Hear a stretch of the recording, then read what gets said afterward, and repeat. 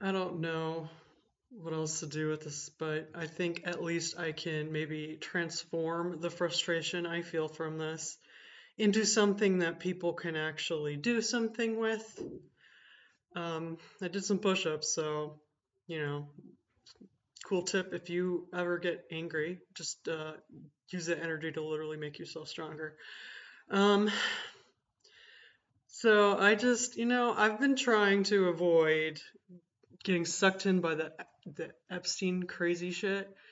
And like we know they've been doing cannibal shit too. Like pretty much any heinous thing you can imagine a person being capable of doing, that they did it. The Epstein class did it. Because I think once you break it down to its basest parts, I think once you exceed a certain level of wealth and just consequence for anything, really, you have to pursue more and more extreme things just to feel anything.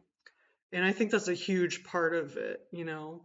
This really, it doesn't feel like the right word to say romanticization of dark occult stuff. It's really unfortunate because I don't even think things just being occult at all is a problem.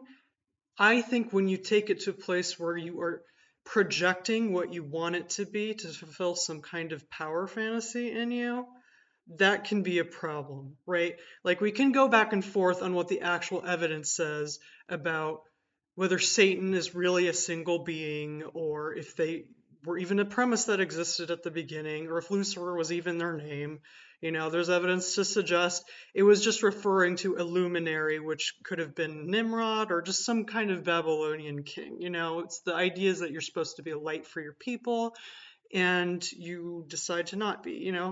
Um, but the thing is, we make things real. We have this power in us for better or ill.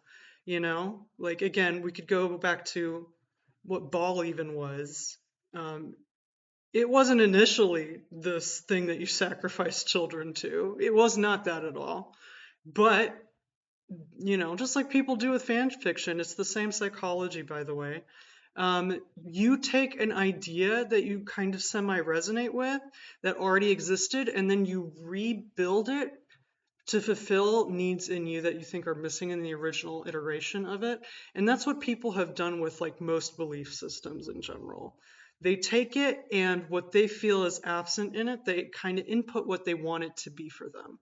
And that's how we are with people all the time as well. We're not seeing all of a person at any given time. We're seeing what we perceive of them, whether it's from their actions, including whatever the missing parts are, we are projecting what we assume is the rest of them, right? We're doing this all the time. And that leaves us in a bad place, I think, sometimes.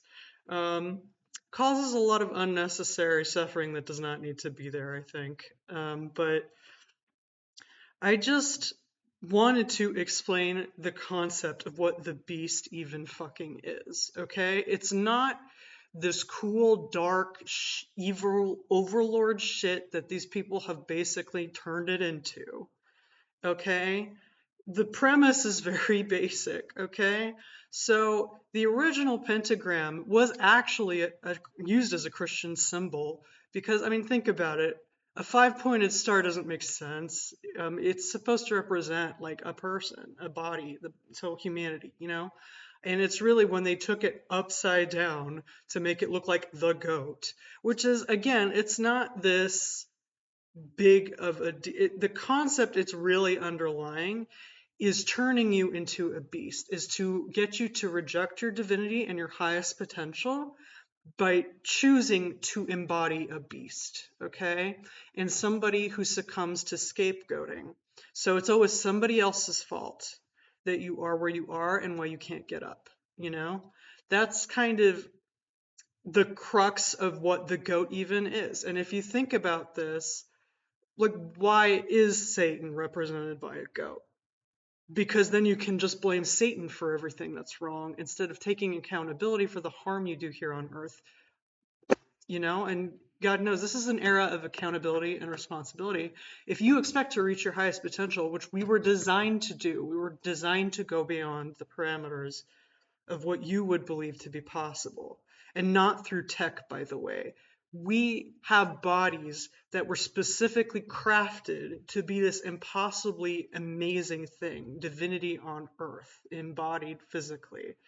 And we can't really achieve that highest potential when we're still in caveman land, okay? Because basically what it comes down to is the Epstein class, the people who've made it their aspiration to isolate themselves as much as possible from the human experience, okay? Um, they are not fit to be to be part of the larger project that is humanity. They're very, it's about me alone because I want it, and I think I am owed things because I'm violent and I'm rich, you know? Like there's no, like even the scope of their dreams is just more of what they're already doing on a larger scale. It's essentially, it's like, okay, why do they want so much control over people or power or whatever? You know, I'll tell you what the draw for power is. People who feel inherently weak within themselves and need to externalize it and need that constant feeding and stream of the external validation that they are powerful because they truly do not feel powerful. And the need for power is really not about power. It's about the need for control. And the only people on this earth who care that much about having control are people that live in basically a paralytic fear of the idea and concept that they are at the whims and mercy of a functioning universe that acts outside the bounds of what they say or think that they want. That's where it comes from. That's the root core thing when it comes to people who need to feel in control. And this, you know, people who have been victims also, it's a similar thing. It's like, why do people who have been in abusive situations, especially sexually abusive, you know, they often gravitate towards BDSM because it's like a way to reclaim that sense of disempowerment by kind of, do you see what I'm saying about that? Like, it's to regain control in a situation, kind of act out, reenact that moment again in a way that's more empowering to you rather than, you know, in a disempowering way. And that's ultimately, that's why people don't want to not have trafficking infrastructure at its core because it's about power. And I'm sorry, pedophiles themselves do not create trafficking infrastructure. It exists because it is doing a lot of different things. It's gaining leverage over people. It makes a lot of money because so much of the exploitation that exists in this world is about free labor and slave labor. And again, we're just in this caveman shit where we have a subset of people who shouldn't and are not competent and not qualified to have the level of influence that they do, basically making major like geopolitical decisions, you know? And these are not people who are functional in society. They could not, if they were expected to function in society as a normal person, they couldn't do it. They couldn't do it. That's why they are so scared to death of this shift in the societal consciousness. I don't know why I'm struggling saying that word these days, but like they are so scared to lose that lifestyle because they know they are not equipped to live in a shared world with other people in it where we're all held responsible for what we do. They cannot handle life like that. They really, it's like, you know, the way you should see it is like the devil's job is just to be opposition so that it creates external conditions for you to overcome it and say no to it, okay? And the people who, because that's what it means. That's, if you break the root word down, it just means opposition or adversary. Okay, it's the same in Islam. The Shaitan is the name, but it's not Satan specifically. It's a concept. It's just it can be people. It doesn't have to be demons. It's anybody whose only motivation is to create discord on earth or to create opposition. Like that's the only thing it means. Okay, and to be honest, like again, going back to like the beast concept of like embodying the beast, like does that not, we have it in our media all the time. I think it's so important to understand that so many of our stories, while not being literally true in the way that they're presented, they are tapping in to a real spiritual truth. Like you could say vampires are real. We fucking live off of each other's energy all the time. And especially the wealthiest people on this earth literally depend on a lifestyle where they have to constantly be spilling blood to sustain them, or werewolves. The whole thing is like the fear, it's embodying the fear of losing your humanity and not being in control of that. And people have mistakenly assumed that like because that's the draw of the beast, or this type of weird satanic shit, or ball or whatever, of fucking human sacrifices and things. It's specifically for you to every moment sign away whatever power is in you and admit and making the statement, I am powerless without this. I need this to feed me power because I don't have it myself. Okay? And it's you giving up your humanity to be basically embodying an animal. Okay? Embodying a fucking animal. That's what the beast is. Okay? Like think Bloodborne. Okay?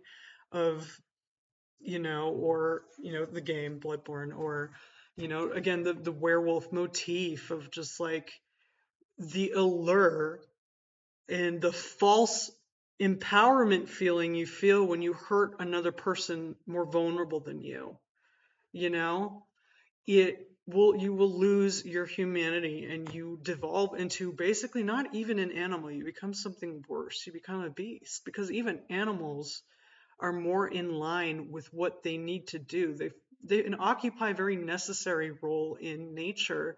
Human beings do not. We seem to go out of our way to want to deny what we are, which is really a shame because we're fucking amazing. We are capable of so much. It's incredible.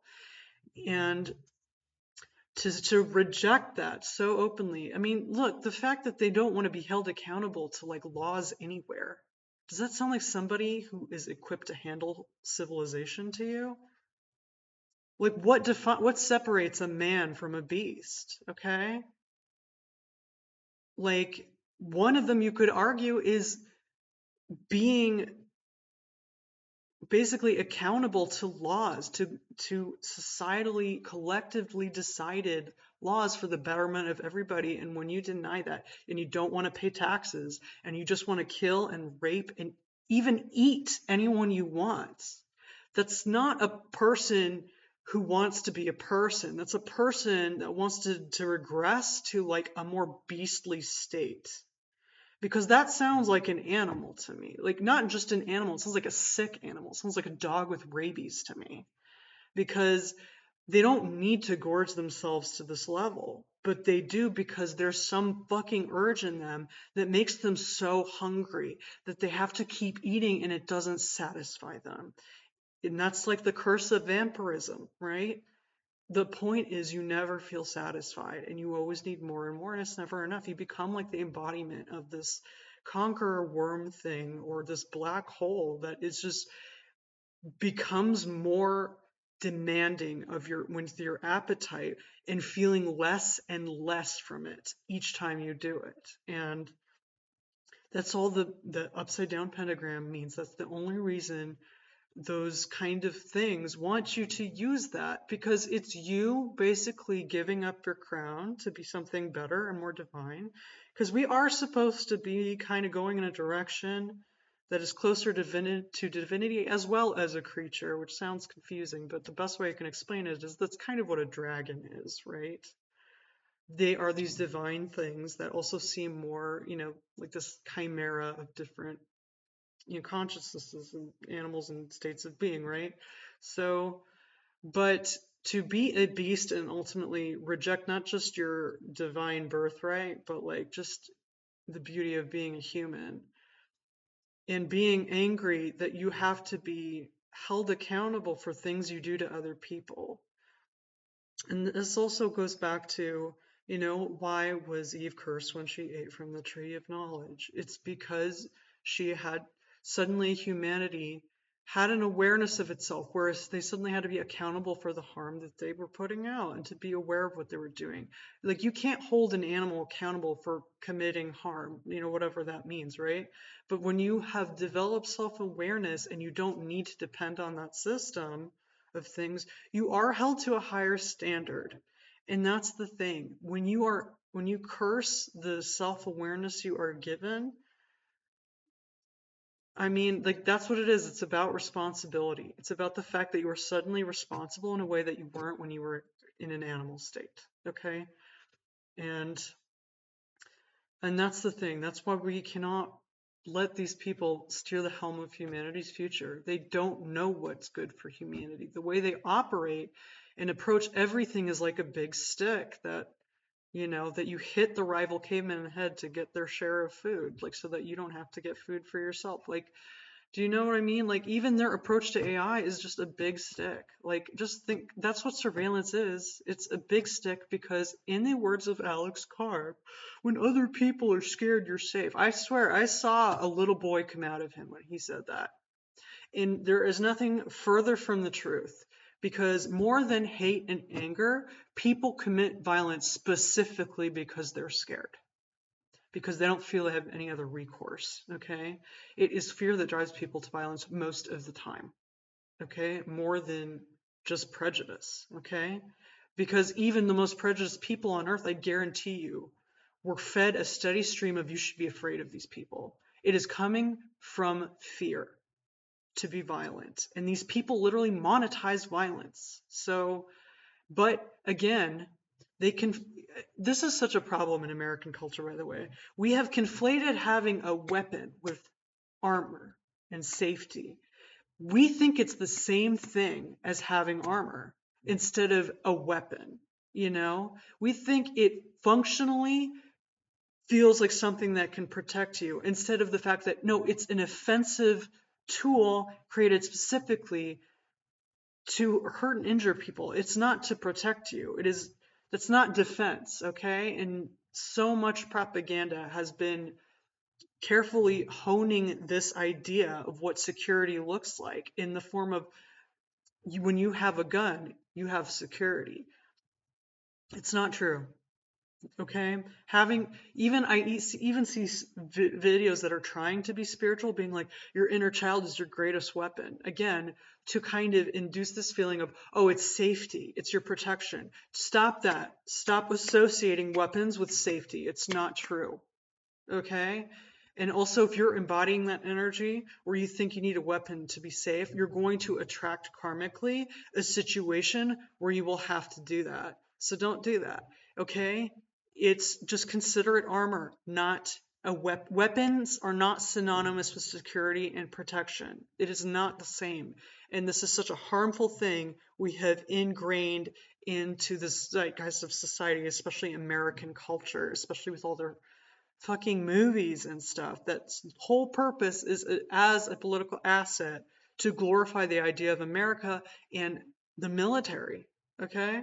So it's not that cerebral. These people don't have it more figured out. They think, oh, we're just going to engage in this horrible magic shit, which, again, not all of it is supposed to be like that, but it's just they took it to make some fucked up bastardization of it, because, like, that's the thing people get most off of when it comes to the idea of anything sacred, okay, in any religion, in any belief system. There are some people that are afraid of the power it represents, and the way to empower themselves is to feel like desecrating it, is to bastardize it and turn it into a form where it's distorted, because it's kind of like the Sauron thing, where it's like they can't create something out of nothing. They have to take something that already exists and is divine, and they have to corrupt it somehow. Like, that's all that they're doing. That's what that class has always done, as in general. Like, it's always been about finding ways to desecrate it as much as possible, because something about that makes them feel empowered, and it's quite sad at its core. But anyway, the fact that these people literally made jerky out of people, it's not surprising to me. You can't keep feeding these. You have to consider the idea of Satan as like an embittered dad in a divorce, being like, trying to shower their kids, being like, no, see, I love you more than mom loves you. I'm going to let you eat as much candy if you want as you want, even if it puts you in the hospital. That's not love, okay? Love is being able to allow someone to experience the consequences of their actions so that they can grow from it and become better. It is not loving to allow people to not have any restraint and to just go to the extremes every time, because once there's no lines, there's nothing stopping you from going. You think that the hole will stop. You can always get deeper. You can always dig deeper. And that karmically will take you thousands of years sometimes to pay off. You want the feedback of a hot burner burning your hand. It's not to punish you, it's so that you know that it's hurting you. And when you just make a deal where you're allowed to not feel the pain of touching that hot burner, and you can touch it as many times as you want, at the price of collectively feeling all that pain all at once at the end, whatever that looks like, then you have to come to terms with, what have you done to your body and your soul? You have done the things you do to other people, you are taking into yourself. You have to ask yourself, what have I done to me? Ultimately, a lot of this stuff, when people just casually do drugs or they casually have sex, it is a form of self-harm. It is, because at some level, people are like, I know I'm a piece of shit, so I don't even care about me. So yeah, I'm just going to let myself just give in to these things that I know are bad for me. And at some point, it's a self-hate thing. So anyway, I just wanted to say that, like, put that and explain the concept and to not be afraid of it, I guess, like, because that fear, it just empowers it more. And if you realize how sad and pathetic it really is at its core, like, just acknowledge it for what it is. Okay, it is a sad group of people who felt that the only way they could feel anything or feel empowered was to embody something that doesn't help anybody. That just, they want to be butt naked in caves. They want to be able to eat and rape and kill whoever they want because they don't want to be people. And that's fucked up and sad. But anyway, I hope you learned something from this today. And I'm not even asking us to feel sorry for them. I'm just saying these people are sick, and honestly, in a world that made sense, they would be committed because they have harmed a lot of people, even just on large scale. They fund genocide. I mean, it's like, what is stopping them from, what decides that from a regular person who kills somebody on the street? It's like, it's status and money. And that's why money can't continue to be the authority, because it's not a good authority when you leave money alone in charge. It isn't. It rewards sociopathic people who are not equipped to be in a shared world as a human being with other human beings in it.